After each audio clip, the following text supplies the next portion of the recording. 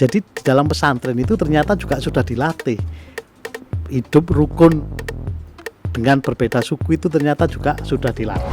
Mencerdaskan kehidupan bangsa, mencerdaskan rakyat, ini sudah menjadi tanggung jawab negara. Nah ini kalau lihat perkembangannya saat ini, apakah artinya mereka juga siap untuk menghadapi globalisasi? Nah, begitu di pondok pesantren ini, mereka akan dilatih mulai dari sholatnya, macam-macamnya. Nah, ini menjadi angin segar lah bagi para pesantren. Ada ditjen khusus yang khusus menangani persoalan-persoalan terkait dengan kepesantrenan.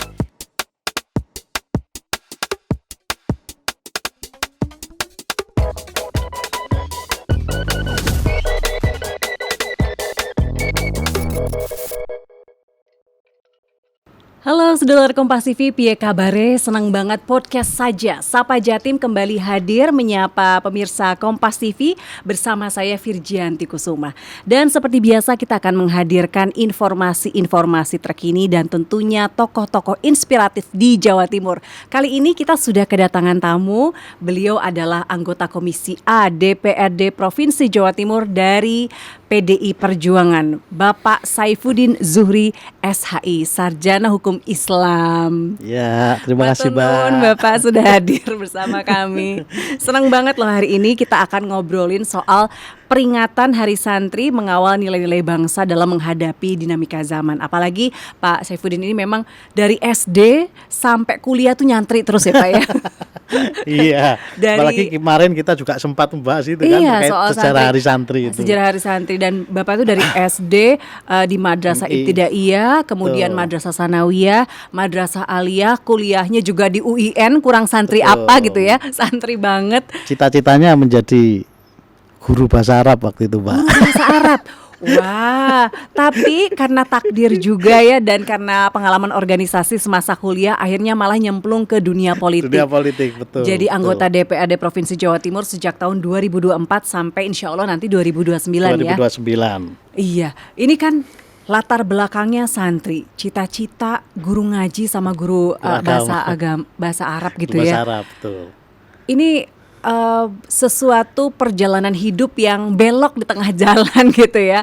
Dari mulai seorang santri, keluarga juga bukan dari politik, terus tiba-tiba masuk ke politik dan ini tentunya pengalaman hidup yang cukup menantang ya di setiap fasenya. Kenapa kok mau sih Pak masuk ke dunia politik yang banyak orang bilang ini bukan hitam putih tapi abu-abu? Iya. Jadi memang langkah saya terjun di dunia politik ini memang keluar dari cita-cita saya ketika masih kecil.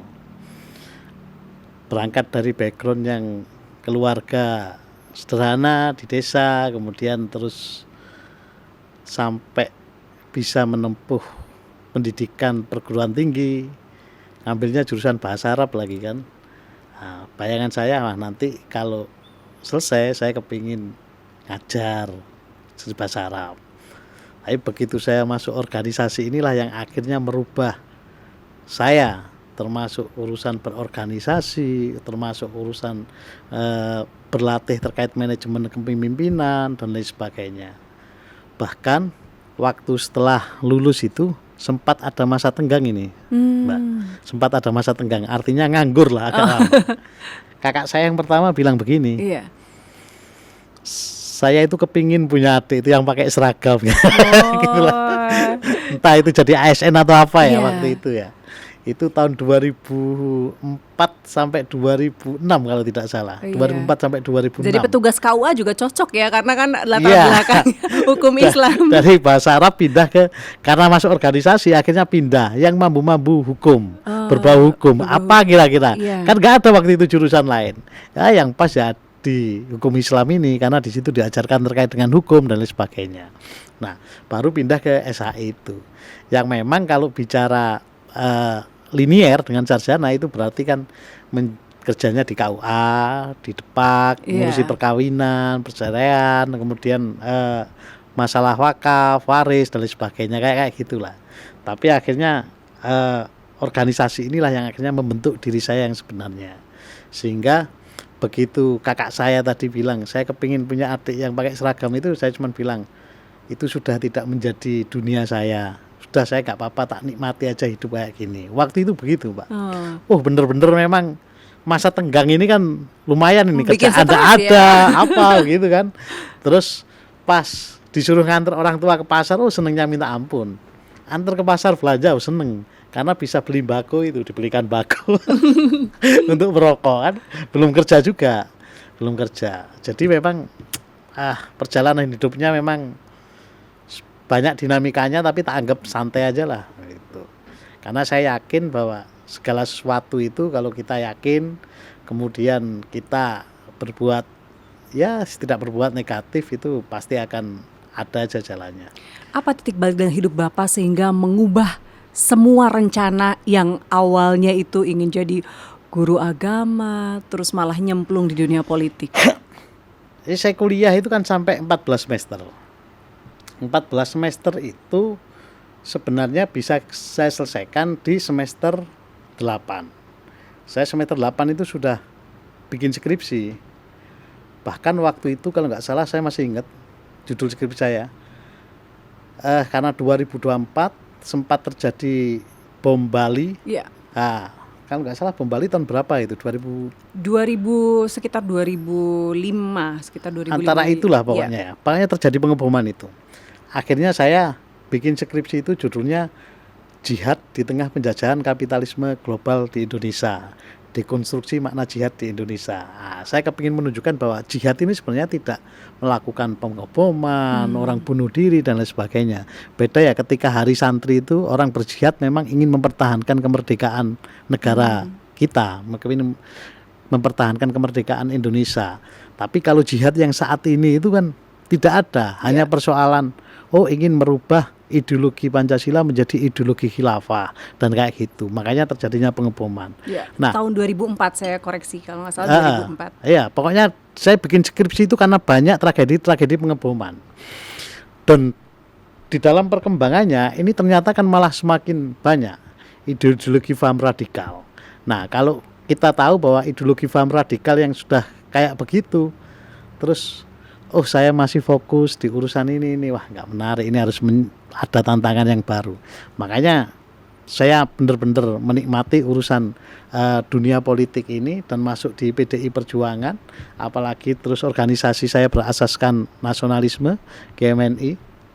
Nah, ini menjadi ini yang paling pas untuk menjaga kerukunan ini. Yang paling pas menjaga kerukunan adalah Pancasila ini. Yang ini yang harus kita pertahankan. Makanya Bung Karno selalu berpesan bahwa Pancasila itu harus kita pahami, kita camkan, kita amalkan, dan kita amankan. Nah, artinya amankan bagaimana Pancasila ini harus tetap terus ada. Nah, ini salah satunya adalah lewat jalur politik. Karena merubah ideologi bangsa itu, kalau misalkan di dalam MPR atau DPR ini mereka bersepakat, udah kita ganti aja Pancasila, itu ternyata juga bisa. Kan pasti bisa. Kalau suara mayoritas menginginkan seperti itu. Sama ketika mau Indonesia merdeka, ketika terjadi perang Asia Timur Raya, Jepang dijajah oleh sekutu, kemudian Jepang membentuk panitia BPUPKI, sudah siapkan Indonesia untuk merdeka. Panitianya dibentuk, kemudian di situ disuruh membahas atas dasar apa Indonesia merdeka. Kan seluruh elemen kelompok bangsa, para pendiri bangsa itu bermusyawarah, rapat. Kalau tidak salah ada kurang lebih sekitar, saya lupa persisnya, ada 72 orang kalau tidak salah yang melaksanakan rapat. Ada kelompok Islam, ada kelompok nasionalis, kelompok yang Kristen dan lain sebagainya, ini masuk di dalam kelompok nasionalis. Kemudian ada perwakilan kelompok Islam, ada perwakilannya Muhammadiyah, NU, kemudian ada macam-macam lah. Nah, ini mereka rapat secara bersama-sama menentukan atas dasar apa Indonesia merdeka, sampai keluarlah yang namanya Pancasila itu. Jadi ini sudah benar-benar dari galian atau hasil penggalian para pendiri bangsa kita, yang mereka sudah berembuk dan mengeluarkan sebuah hasil rembukan itu namanya Pancasila. Yang ini yang harus kita jaga dan terus kita lestarikan. Makanya ini yang terus merubah saya sampai akhirnya saya harus, kenapa saya harus terjun di politik seperti itu, Mbak. Tapi sebenarnya ada nggak sih misi secara pribadi bahwa mungkin dari moto hidup atau apa yang akhirnya menggiring langkah Bapak menjadi seorang pelaku di dunia politik? Sebenarnya ada ya.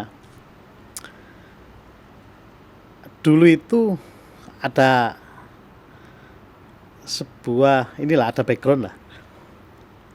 Jadi kadang kalau kita pas berorganisasi kan bacaannya terkait dengan keadilan, terkait dengan anti penindasan dan lain sebagainya itu.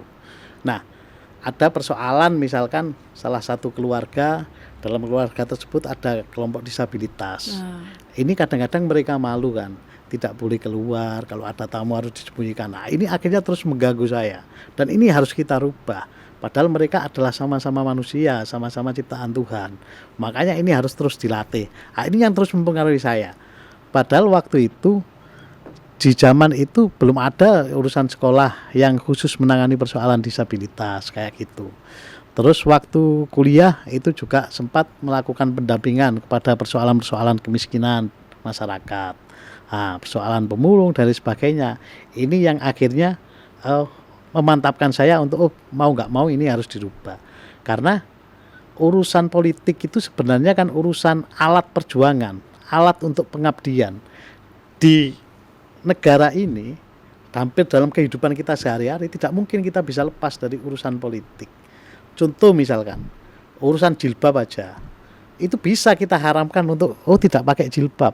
Kalau misalkan pemerintah daerah, kepala daerahnya membuat keputusan peraturan daerah melarang jilbab untuk di sini itu kan bisa aja.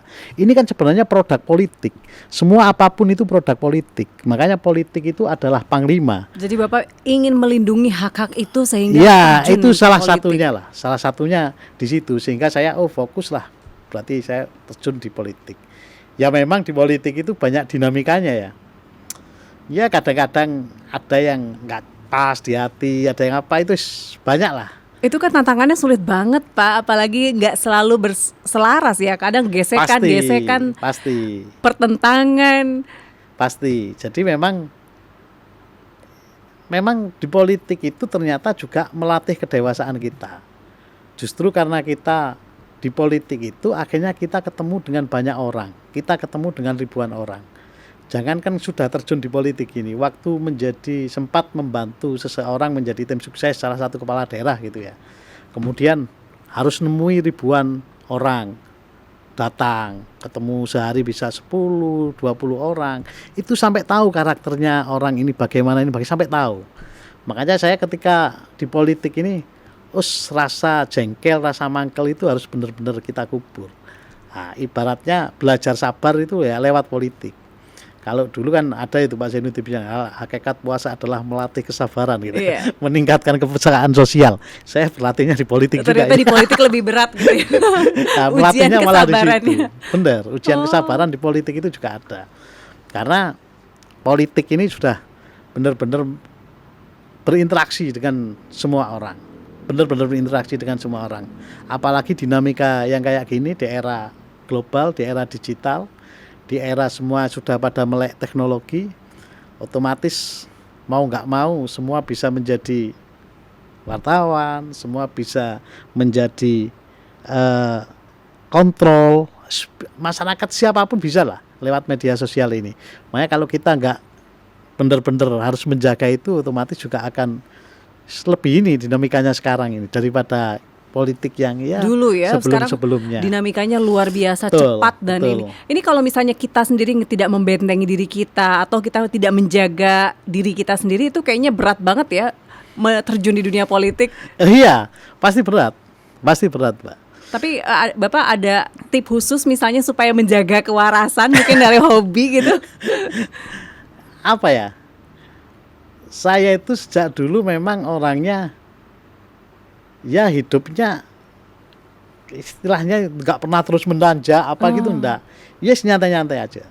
Karena saya melihat sesuatu itu, misalkan urusan harta, saya melihat laisal ghina an kasrotil arodi walakinal ghina nafsi. Bukanlah kaya itu kaya harta, tapi kaya sungguhnya kaya hati. Ya saya anggap santai aja udah. Saya anggap santai. Jadi nggak ada target gitu ya? Enggak ada target sama sekali. Jadi mengalir aja. Tapi memang dari sekian banyak hidup saya nggak tahu ujuk-ujuk ada aja jalannya. Rezeki ini itu ada aja. Yang tanpa saya cuman angen-angen gitu ada aja jalannya. Tanda kutip tidak untuk yang negatif ya. Iya. Didapatkan secara negatif ya, enggak. Ya positif, ada aja jalannya pokoknya. Karena jadi benar-benar rezeki itu datang dari arah yang tidak disangka-sangka gitu ya. Betul. Ada aja jalannya. Oke, nah ini berbicara soal hobi, setiap orang tuh kan pasti punya kesukaan. Tadi saya sudah ngobrol sama Pak Saifuddin, punya hobinya yang luar biasa menguras keringat. Tapi saya salut karena nggak semua orang di usia Bapak ini kuat melakukan hobi yang satu ini. Tapi Bapak rutin seminggu sekali selalu melakukan hobi ini. Hobi apa Pak? Iya, Kalau saya itu sebenarnya hobinya itu olahraga ya sebenarnya. Walaupun badannya bukan olahragawan ya, tapi hobinya olahraga. Hobinya olahraga. Yang sekarang yang sering saya main olahraga itu bulu tangkis. Bulu tangkis di kampung, dengan grup di desa. Bahkan saya ini kan aslinya dari Batu, di Giripurno. Kemudian dapat istri orang di belakang Unmu, Tegal Konto. Terus main sama orang kampung di sana. Ya baru-baru ini main di sana karena sebelumnya di tempat lain. Karena di situ di desa Tegal Konto ada lapangan, akhirnya ikut main di sana. Orang aja kadang sampai nggak tahu kalau saya itu anggota DPRD. Iya Pak, kalau udah itu kan di lapangan seru-seruan aja ya. Iya, sama dan nggak tahu karena saya begitu ke sana ya sudah santai aja. Memang kan ya segini-gini aja. Bawa sepeda, naik sepeda sendiri apa itu sudah biasa lah saya. Selain sehat, apa yang didapat dari olahraga bulu tangkis ini manfaatnya? Banyak teman. Kemarin itu saya ngadakan lomba bulu tangkis memperebutkan piala anggota DPRD Provinsi Jawa Timur. Nah, panitia ini nggak cerita, wis pokoknya ono kok DPRD Provinsi. Ya itu satu desa itu, lu sopo gitu di kampung sebelah itu. Nggak taunya tiap hari ngopi dengan saya. Nggak tahu ya, jadi tiba-tiba pada tahu, ya lah. Pak sampai masa biasanya guyon mungkin akhirnya malah rada sungkan. Nah, itu sempat kejadian juga kayak gitu. Jadi pokoknya piala bulu tangkis, piala DPRD Provinsi Jawa Timur. Padahal orangnya ya setiap hari ketemu cangkruk sama mereka. Tapi nggak tahu, nggak tahu. Lucu. Nah, ini hari ini kita akan bahas soal pesantren. Pesantren ini luar biasa menantang di masa peradaban saat ini karena tantangannya bukan hanya dari Indonesia saja tapi juga menghadapi dinamika zaman. Sekarang pesantren itu harus siap tampil secara global.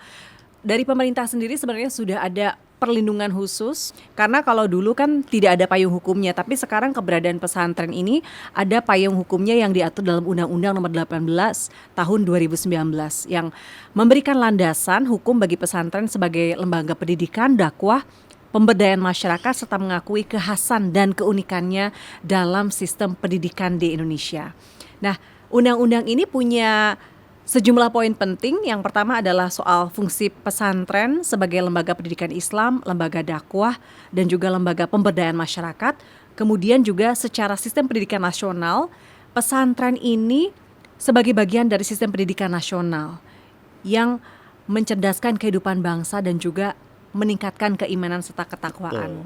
Jadi ini memang undang-undang yang mendefinisi ulang sebenarnya pesantren itu memiliki peran yang luar biasa besar untuk perkembangan bangsa Indonesia. Ya, betul. Sebagai orang yang dari kecil Pak nyemplung di pesantren dari madrasah ibtidaiyah sampai kuliah juga jurusan agama Islam. Sebenarnya apa sih nilai-nilai yang paling utama yang dirasakan selama menempuh pendidikan di pesantren? Ya, jadi nilai-nilai yang ditempuh selama di pesantren itu kita juga bisa menciptakan rasa nasionalisme, cinta kepada tanah air. Kenapa? Coba di situ dasarnya adalah ketika resolusi jihad itu dipegang teguh oleh para santri, maka santri kan mau nggak mau akan mempertahankan terkait dengan NKRI. cinta tanah air di situ juga sudah mulai ada. Kemudian yang kedua, ada persatuan dan keragaman. Setiap hari kita kumpul dengan para santri dari berbagai macam suku.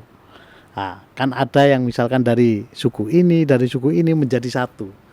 Mereka kadang-kadang punya karakter yang berbeda, tapi akhirnya ternyata para ustadzah, kemudian para kiainya juga bisa memberikan nasihat.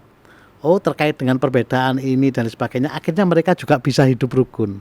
Jadi di dalam pesantren itu ternyata juga sudah dilatih hidup rukun dengan berbeda suku, itu ternyata juga sudah dilatih. Kemudian pembelaan terhadap nilai kemanusiaan. Nah, kita tahu bahwa yang namanya santri ketika mereka itu mondok, maka dia ini hidupnya itu ya sudah sama, benar-benar bareng dengan teman-temannya.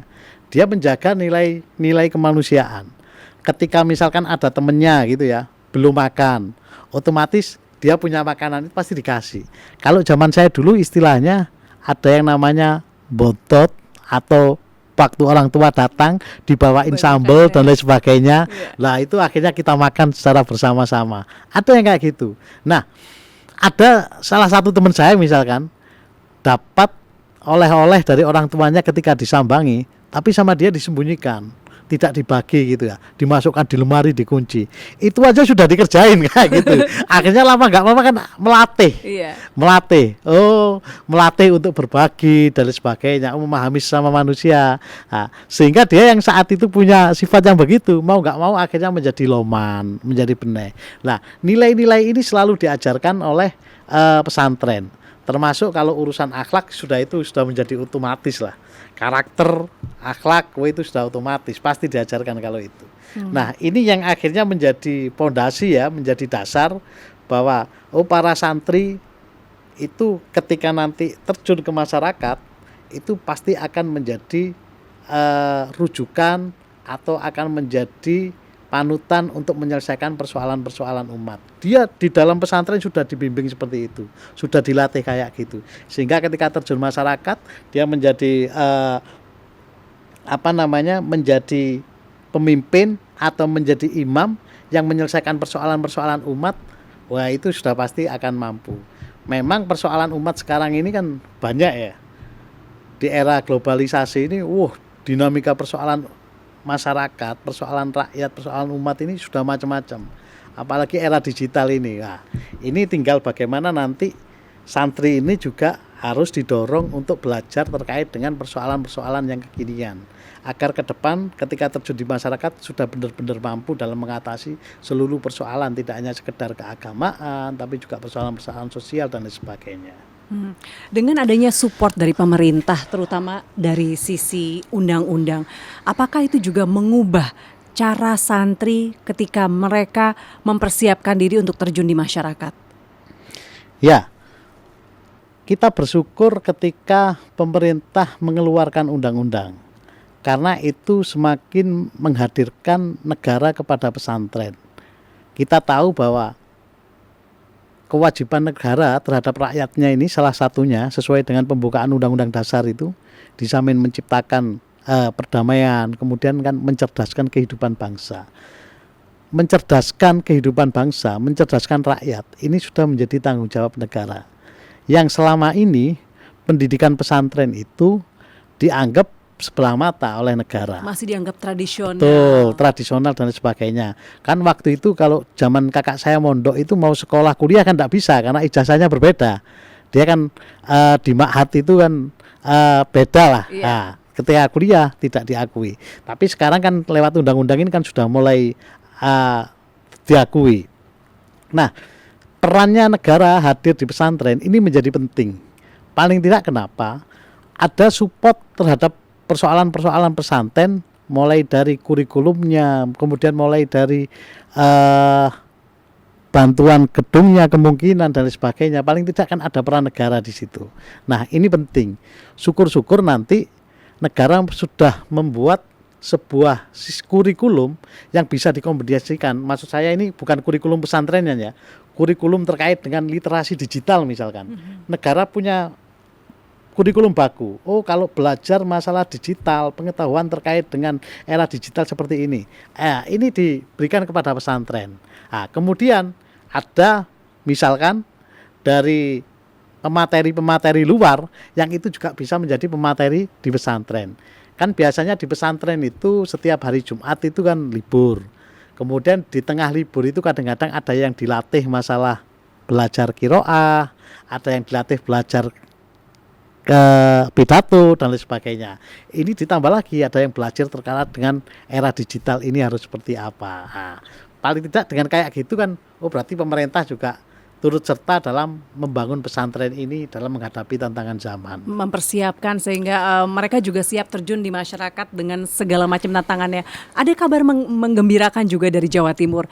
Ternyata ada salah satu santri di Madura kalau nggak salah juara lomba debat bahasa Mandarin kemarin beberapa bulan yang lalu. Itu luar biasa santri, dan mereka bisa berbicara dengan logat yang bahkan yang komentar gitu, cindo-cindo di sini pun bilang saya pun nggak bisa gitu kan, tapi ini santri-santri mereka menjuarai lomba debat bahasa Mandarin. Itu langkah luar biasa, dan pasti bukan hanya santrinya yang mempersiapkan diri, tapi pasti dari pesantrennya juga sangat support mempersiapkan mereka sehingga berprestasi seperti itu. Betul. Jadi gini, di pesantren itu memang kalau mau belajar bahasa itu sebenarnya lebih cepat ya. Apalagi ketika kita kumpul dengan sesama teman, terus di situ dianjurkan harus memakai bahasa Arab, harus memakai bahasa Inggris, kan otomatis menjadi cepat. Karena dialek sehari-harinya otomatis pakai bahasa Arab, pakai bahasa Inggris. Lah, jangan-jangan di pesantren itu sudah maju lagi. Mandarin, ada belajar bahasa Mandarin. Sehingga ketika dia misalkan mau makan, mau apa, komunikasi dengan temannya pakai bahasa Mandarin. Ini malah semakin terlatih. Memang ini menjadi penting kalau misalkan itu ada kemajuan pakai bahasa Mandarin. Syukur-syukur nanti ada bahasa apa lagi masuk pesantren. Itu malah semakin menarik. Jadi di pesantren tidak harus sekedar bahasa Arab, tapi bahasa-bahasa lain yang ke depan dibutuhkan oleh kepentingan negara-negara global ini akhirnya juga difahami juga oleh para santri-santri yang ada di Indonesia. Iya, apalagi kalau kita lihat perkembangannya sekarang, zaman dulu sudah banyak ya santri-santri Indonesia yang belajar sampai ke mancanegara, ke Timur Tengah begitu. Tapi sekarang kan tambah luas lagi, semakin banyak. Jadi santri-santri yang masuk pesantren itu sekarang tujuannya adalah bukan lagi misalnya perguruan tinggi negeri yang Islami di Indonesia, tapi mereka sudah Al-Azhar, kemudian di Mekah, di Riyadh, mereka tuh sudah pandangannya jauh ke depan gitu. Nah ini kalau lihat perkembangannya saat ini, apakah artinya mereka juga siap untuk menghadapi globalisasi? Ya, kalau kita lihat saat ini memang banyak santri-santri itu yang juga belajar di luar negeri. Ada yang itu dasarnya dari pondok pesantren bekerjasama dengan lembaga pendidikan yang ada di luar negeri. Ada yang seperti itu. Sehingga ketika ada santri di wilayah pondok pesantren tersebut, ini kemudian dikirim untuk belajar, dapat beasiswa di luar negeri dari tempat luar negeri tersebut, dari kampus di luar negeri tersebut. Ada yang begitu. Peran pemerintah paling tidak, kita juga harus mencari peluang-peluang beasiswa yang ada di negara-negara lain, yang itu juga kita distribusikan kepada pesantren-pesantren atau santri-santri yang ada di seluruh Indonesia. Berarti arus informasinya harus arus informasinya harus ada. Di samping itu kalau memang negara menganggarkan, kan ada bantuan anggaran dari negara kita untuk program beasiswa. Itu juga ada beasiswa yang di dalam negeri, itu juga ada beasiswa yang di luar negeri, kayak LPDP dan lain sebagainya. Jadi pemerintah kan juga hadir. Nah, kalau informasi ini bisa masuk ke pesantren juga, saya yakin tidak menutup kemungkinan santri-santri juga akan semakin banyak yang akan belajar di luar negeri. Banyaklah teman-teman saya, anaknya teman saya, saudara itu yang ada yang dapat beasiswa LPDP ke Belanda, dulu dia santri misalkan di Al-Hikam. Itu juga ada, macam-macam. Yang penting adalah informasi. Nah, informasi inilah yang memang harus masuk kita berikan kepada pesantren-pesantren itu. Oke, ketika menjalankan tugas sebagai anggota DPRD Provinsi Jawa Timur, tentunya sering kan turun ke masyarakat. Apalagi Bapak di Komisi A pasti mungkin sering bertemu dengan santri-santri. Apakah apa yang mereka sampaikan ketika masa reses misalnya bertemu dengan Bapak? Apa yang mereka harapkan sebenarnya? Ya, kalau reses kita sih sementara ini masih kepada masyarakat yang ada di desa-desa. Di pondok pesantren ada memang. Nah, yang sering kali kita ada pertanyaan itu program beasiswa, kan kebetulan kemarin kita juga membantu Pak Ahmad Basarah karena di Komisi 10 Kementerian Pendidikan. Itu kan beasiswa dari Kementerian Pendidikan yang itu untuk SD, SMP, SMA. Tapi yang untuk di pesantren ini kita yang masih belum punya akses. Jadi program beasiswa yang untuk madrasah ibtidaiyah, madrasah sanawiyah, itu saya yang sering disambati itu karena kita masih belum punya akses ke sana. Tapi kemarin pemerintah Provinsi Jawa Timur alhamdulillah juga ada program beasiswa untuk warga yang benar-benar kurang mampu. Nah, ini masyarakat atau anggota dewan bisa menyampaikan aspirasinya, aspirasi masyarakat ini untuk disampaikan ke Pemprov Jatim. Nah, ini tidak tergantung kepada pendidikan agama, pendidikan yang umum saja, tapi di MI, di Madrasah Sanawiyah itu juga bisa. Yang penting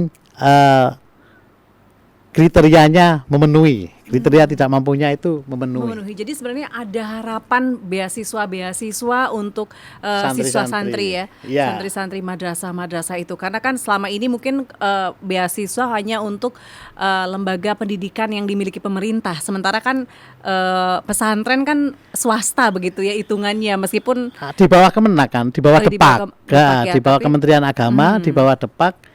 Yang kita memang kurang tahu apakah ada anggaran memang untuk beasiswa. Kita kurang tahu ya, kita belum tahu itu atau belum ada akses lah untuk mendapatkan jalur ke arah sana. Jadi kadang aspirasi, Pak, Mbok, saya ini kalau bisa dapat beasiswa sama kayak SMP, sama kayak SD, kayak gitulah. Itu yang sering menjadi aspirasi. Kalau yang di pengasuhnya memang bantuan-bantuan terkait dengan gedung dan sebagainya itu sering muncul menjadi aspirasi.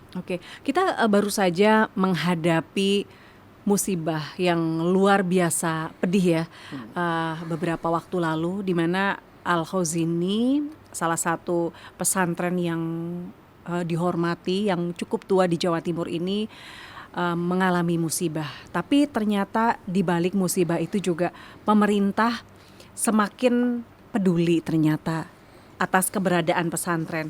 Pemerintah kemudian membentuk Ditjen Pesantren gara-gara musibah ya. Di balik musibah ternyata ada langkah juga, ada manfaatnya juga. Positif. Iya, karena melalui adanya Ditjen ini berarti pemerintah betul-betul peduli dengan keberadaan santri, bahkan melalui surat keputusan pada 21 Oktober 2025 ada penempatan Eselon 1 yang akan khusus mengurus pesantren. Sementara sebelumnya hanya di tingkat direktorat atau di bawah Dirjen Pendidikan Islam. Sebenarnya ketika ada perhatian khusus dari pemerintah kepada pesantren seperti keputusan sekarang ini, bagaimana sih dampak langsungnya untuk warga atau santri di pesantren seluruh Indonesia? Ya, jadi 21 Oktober ya kalau nggak salah 2025 kemarin, persis satu hari sebelum perayaan HSN, Hari Santri Nasional, itu pemerintah membentuk Ditjen Pesantren. Nah, yang mana ini menjadi perhatian lebih besar negara terhadap pesantren. Karena salah satunya dari pendidikan, dakwah maupun pemberdayaan masyarakat, otomatis negara akan hadir dalam pesantren tersebut. Kemudian yang kedua, Presiden kalau tidak salah juga sempat menginstruksikan kepada Kementerian PU memastikan persoalan teknis bangunan, memenuhi standar keamanan, paling tidak membuat program pembekalan terkait dengan standarisasi pelatihan ilmu bangunan dan lain sebagainya kepada para santri. Nah, ini adalah salah satu manfaat positif bagi para santri di tengah-tengah Presiden membentuk Ditjen terkait dengan pesantren. Otomatis perhatian negara terhadap pesantren itu akan lebih besar. Nah, Ini menjadi angin segar lah bagi para pesantren. Ada ditjen khusus yang khusus menangani persoalan-persoalan terkait dengan kepesantrenan. Ini luar biasa ini. Menurut saya ini harus terus kita dorong dan akan kita dukung, supaya di pemerintah provinsi kita juga akan terus mendukung apa yang berdampak positif terhadap para pesantren terkait dengan kehadiran negara ini. Nah, dengan adanya kehadiran Ditjen khusus pesantren ini, apa yang kira-kira urgent perlu mereka benahi terkait pendidikan di pesantren? Tinggal memasukkan persoalan dengan digitalisasi, era digital ini, perkembangan zaman ini. Paling tidak ada salah satu kurikulum yang terkait dengan perkembangan digital ini. Ya, maksud kita adalah, ya misalnya jadi santri itu ternyata juga dia ternyata lebih maju, bisa memanfaatkan digital dengan sebaik-baiknya. Era digital ini era yang luar biasa. Banyak peran manusia yang itu tergantikan oleh teknologi AI misalkan. Seorang pakar hukum, seorang ahli hukum, begitu konsultasi dengan pakar hukum cukup dengan ChatGPT dan lain sebagainya. Bahkan saya sempat baca berita itu di Cina mau dibangun rumah sakit yang berbasis AI, yang dokternya memakai teknologi AI. Ini kan sudah mulai ada perubahan yang luar biasa. Ada beberapa peluang-peluang kerja itu apa kira-kira yang tidak bisa dimanfaatkan oleh teknologi AI. Artinya tidak tergantikan oleh teknologi AI. Kayak Mark Zuckerberg itu misalkan yang punya Facebook, dia sekarang sudah mulai konsen juga urusan masalah pertanian, peternakan kalau tidak salah. Bill Gates baru pertanian. Jack Ma pertanian organik, kok pada lari ke sini semua begitu. Nah, ini ada apa gitu. Di pesantren itu kadang-kadang kita juga diajari cara bertani, apalagi kalau pondoknya yang pondok salaf itu yang tidak istilahnya tidak bayar SPP, ada tarifnya itu bahkan kan membantu kiainya untuk urusan pertanian. Itu ada yang begitu, model pondok salaf yang di pelosok-pelosok di desa itu ada. Nah, dia kan juga belajar bertani juga akhirnya, membangun kemandirian lewat bertani. Nah, ini next ke depan kan pasti juga akan dibutuhkan di tengah masyarakat kita saat ini sudah malas bertani, orang-orang lebih senang bekerja di perusahaan daripada bertani. Itu kalau santri yang kayak, karena saya membandingkannya dengan keluarga saya sendiri, hampir keluarga saya semuanya bertani, Mbak, bertani. Karena begitu lulus pesantren sudah langsung dikasih bertani. Orang tua, ini sawahmu, kamu kerjakan ini, sudah bertani dia di sana. Nah, ini kayaknya ke depan ini yang diterapkan oleh Mark Zuckerberg, Jack Ma malah banyak dari kalangan pesantren. Jangan-jangan iya kan? Jangan-jangan orang yang sudah kuliah itu atau dia yang sarjana pertanian, sarjana peternakan, dia tidak ngurusi pertanian, tidak mau bertani. Yang anak-anak generasi sekarang kan sudah jarang yang mau untuk bertani itu. Termasuk saya sarjana peternakan juga nggak bertani. Ya termasuk saya juga. Saya kebetulan kan dikasih warisan sama orang tua itu sawah. Tapi ya karena nggak bisa bertani ya saya sewakan gitu. Tapi orang pesantren ini mau nggak mau pasti dia akan bertani nanti ke depan itu, dia mau aja untuk bertani dan sebagainya. Istilahnya ndak gengsian lah, ndak gengsian. Karena sudah terlatih, karakternya sudah dibentuk di pesantren itu. Nah, kemudian dengan adanya Ditjen ini, kita kalau berbicara masalah kurikulum, terus kemudian pembinaan santrinya sebenarnya positif banget ya. Tapi apakah ada mungkin juga pembenahan di sisi manajemen pesantren? Karena kita lihat bahwa ya memang perlu ada sedikit angin segar gitu ya dari sisi manajemennya, dari sisi bagaimana pihak kiai-kiai itu mengelola pesantren-pesantren masing-masing. Nah, kalau kayak gitu kita juga bingung ya, nggak berani kalau mau berkomentar terkait dengan apa namanya pemerintah terus mau ini pengelolaannya begini. Karena para kiai ini sudah luar biasa, Pak. Makanya kemarin siapa yang bilang ya, pondok pesantren yang ada di Lirboyo kalau tidak salah kan ada sekian puluh ribu. Kita berpikir untuk kamar mandinya aja kita sudah pusing kan, kira-kira begitulah. Nah, itu kan ada itu kalau nggak salah saya lihat di TikTok itu. Oke. Jangankan berpikir terkait dengan yang macam-macam. Kita berpikir terkait dengan ya apa ya kira-kira santri ki golek nang jeding-jedinge jumlahe piro padahal sekian ribu. Itu aja udah pusing. Makanya beliau ini sudah luar biasa dan mengelola. Karena bedanya antara pesantren ya dengan yang umum ya. Karena kalau di pesantren itu sistem barokah, ngalah berkah itu juga masih ada, Pak. Makanya anak kalau nakal itu wis tak pondokno ae kan begitu.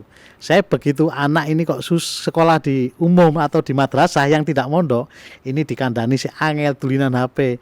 Kamu nanti lek kesel-kesel papa tak pondokno lho tak gitu kan. Itu sudah bingung dia. Oh ya wis ndak apa-apa, ada yang begitulah. Ada yang enggak mau juga. Karena begitu di pondok pesantren ini mereka akan dilatih mulai dari sholatnya macam-macamnya, dan itu kiai itu kan kadang-kadang dia mengurusi anak yang nakal-nakal ini. Betul. Ternyata dia bisa. Itu tidak mungkin kalau sekedar mengajarkan, Pak. Pasti dia juga akan mendoakan kepada santri didikannya ini supaya berhasil. Lah, barokah doanya ini loh kadang-kadang yang membedakan dengan yang lain itu. Dengan pola pendidikan umum pada biasa begitu betul. ya. Karena di pesantren itu kiainya di samping ngajari ngaji, ngajari apa, dia juga akan berpikir, oh tak dongakno santriku, kayak gitu. Didoakan oleh kiainya itu yang kadang-kadang menjadi berkah itu di situ. Nah, ini kalau kita mau masuk ke sana juga susah karena sudah ada manajemen tersendiri lah. Yang sudah diwarisi turun temurun gitu ya. Betul, itu juga. betul. Oke. Ini santri saat ini kan menghadapi selain perubahan zaman juga tantangannya luar biasa. Bukan hanya soal di lingkup Indonesia tetapi juga sisi spiritualitas timur dan juga rasionalitas barat yang orang bilang itu seringkali nggak ketemu. Tapi sebenarnya dengan pendidikan pesantren tuh ketemu nggak sih? Nggak. Rasionalitas barat dengan spiritualitas timur. Jadi gini, santri itu tentu harus beradaptasi dengan peradaban dunia. Tapi yang dimaksud beradaptasi ini dia tidak sekedar ikut arus begitu saja, tapi bagaimana menjadi aktor yang cerdas, kritis, beretika dalam percaturan global. Artinya ketika kita beradaptasi dengan era global, kemudian kalau kita bicara era global saat ini itu ya, itu kan macam-macam, Mbak. Arus budaya dan lain sebagainya itu kan macam-macam. Termasuk ada yang kelompok radikal, gitu, atau dengan paham khilafah, ekstremisme dan lain sebagainya. Kemudian yang era barat, yang dari barat macam-macam pergaulan bebas, budaya konsumerisme dan lain sebagainya. Nah, kalau santri beradaptasinya dengan larut, maka dia akan menjadi bagian. Tapi bagaimana dia beradaptasi ini secara cerdas dan kritis. Paling tidak santri sudah punya itu, pembelajaran karakter dan lain sebagainya. Sehingga bukan dia yang terpengaruh dengan era global ini, tapi paling tidak dengan adanya era global, dengan adanya santri ini, maka jiwa terkait dengan kemanusiaan, jiwa terkait dengan persoalan-persoalan keindonesiaan itu masih ada. Makanya adaptasinya tidak sekedar adaptasi yang dia larut, tapi adaptasinya menjadi aktor yang sangat cerdas dan kritis, bahkan memberikan kontribusi yang positif di era globalisasi ini. Kalau misalnya boleh diistilahkan santri global, profil santri global seperti apa sih yang dituju, yang diharapkan saat ini? Ya, santri global itu menurut saya adalah santri yang memahami teknologi. Dia tidak sekedar memahami pendidikan terkait dengan keagamaan, tapi dia juga memahami persoalan-persoalan yang kekinian. Nah, adaptasi teknologi bagi santri ini bukan tentang modern dengan cara meninggalkan tradisi, tidak. Tapi paling tidak adalah menjadi tekno insan, artinya menggunakan teknologi dengan kesadaran bahwa kita selalu diawasi oleh Allah. Nah, ini adalah salah satu manfaatnya. Jadi tidak sekedar menjadi modern, tapi juga tekno yang insan. Kemudian yang kedua, santri juga beradaptasi dengan teknologi artinya penerus ulama. Yang dulu menulis kitab dengan pena, sekarang menyebarkan ilmu bisa melalui gadget dan lain sebagainya. Bahkan saya sendiri pun sampai sekarang ketika ada persoalan-persoalan keagamaan itu malah sering mencarinya lewat media sosial dan lain sebagainya. Nah, apalagi kalau dengerin kiai-kiai ceramah itu dan juga sering lah kita di situ. Apalagi santri juga sebagai penjaga nilai yang mampu menyaring arus informasi yang terbaik. Pembangunan peradaban yang tidak hanya konsumen teknologi, berarti dia hanya menjadi pembangun peradaban, tidak sekedar menjadi konsumen teknologi. Nah, dengan demikian pesantren tidak akan tergilas oleh zaman, tapi justru menjadi pemimpin peradaban untuk merajut kebijakan tradisi dengan inovasi masa depan. Oke, jadi PR-nya berat banget ini ya Oh pesantren iya, saat iya. ini ya. Nah, syukur-syukur di Jen nanti ke depan bisa masuk ke arah sana. Nah, itu akan luar biasa itu. Nah, ini Melengkapi lah istilahnya. melengkapi ya apa yang sudah ada, karena yang sudah ada juga sudah baik. Apa yang bisa ditawarkan ke dunia internasional, terutama soal nilai-nilai pesantren? Banyak ya yang bisa kita tawarkan ke dunia internasional terkait dengan nilai-nilai pesantren. Sebenarnya banyak nilai positif, Pak, di dalam pesantren itu sendiri yang itu bisa kita tawarkan kepada dunia internasional. Seperti yang kita ceritakan tadi, masyarakat internasional saat ini mengalami individualisme yang luar biasa. Nah, di pesantren kita diajari untuk bergotong royong, untuk menghilangkan individualisme. Kemudian masyarakat internasional saat ini dengan kebebasan era digital, dia tidak lagi memfilter berita ini valid, hoax atau bagaimana. Pokoknya yang masuk langsung tangkap, langsung distribusikan. Di pesantren karena dia sudah belajar terkait dengan keagamaan, maka atas dasar pengetahuan dia dalam beragama itu otomatis ketika ada informasi itu pasti akan menjadi filter pengetahuan dia. Kemudian di era digital ini orang mempengaruhi seseorang untuk berjihad merubah sistem negara, misalkan pemerintah khilafah kayak gitu. Itu kan sempat kejadian pelaku bom bunuh diri ini dia hanya belajar dari digital. Betul. Dari media sosial. Yang perempuan itu yang kemarin di Jakarta itu itu dia belajarnya ternyata hanya lewat media sosial. Tapi di pesantren dia sudah diajari terkait dengan masalah ideologi negara, masalah dengan cinta negara dan lain sebagainya. Ini mereka semua sudah diajarkan. Hubulwatun minal iman itu sudah diajarkan. Paling tidak ini akan menjadi tameng. Nah, ketika problem global yang sudah seperti itu dengan berbagai macam informasi yang tanpa batas, ada santri-santri yang ternyata dia menjadi pelopor untuk filter terkait dengan hal-hal ini. Maka saya yakin ke depan para santri ini sangat dibutuhkan untuk kepentingan ke depan. Jadi kalau boleh saya tarik kesimpulan dari Hari Santri ini, betapapun modern kita, resolusi jihad yang disampaikan oleh Kiai Haji Hasyim Asy'ari pada tanggal 22 Oktober puluhan tahun yang lalu itu masih relevan. Sangat relevan, sangat relevan. Karena kalau kita lihat di dalam kepresnya itu, di samping kita tadi berjuang kemerdekaan, kemudian mengamankan kemerdekaan ketika dijajah, terus mengisi kemerdekaan. Nah, mengisi inilah akan menjadi peran para santri. Kita akan berikhtiar secara bersama-sama, kita akan berusaha bahu-membahu untuk membangun Indonesia ini lebih baik dan mewujudkan cita-cita para pendiri bangsa kita terkait dengan kemerdekaan Indonesia. Terima kasih banyak Bapak Saifuddin Zuhri, Sarjana Hukum Islam. Mudah-mudahan informasi yang disampaikan ini bisa membuka cakrawala kita, karena itu kita bahas mulai dari Hari Santri, kemudian juga ternyata apa yang disampaikan para pendiri bangsa terutama dari kalangan pesantren soal jihad itu dimulai dari kalangan pesantren, termasuk Betul. resolusi jihad yang masih valid sampai saat ini. Iya, Dan betul. mungkin masih valid juga sampai beberapa tahun ke depan.